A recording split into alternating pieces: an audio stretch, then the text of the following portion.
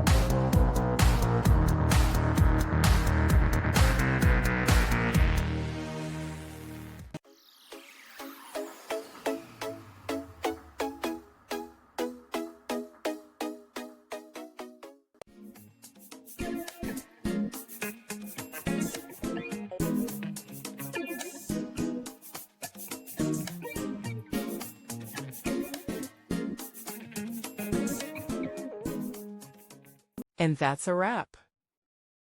I hope you found the answer you were looking for. If you did, take a second to hit that subscribe button. It really helps out. And let me know in the comments which solution worked best for you. See you next time in the debug zone.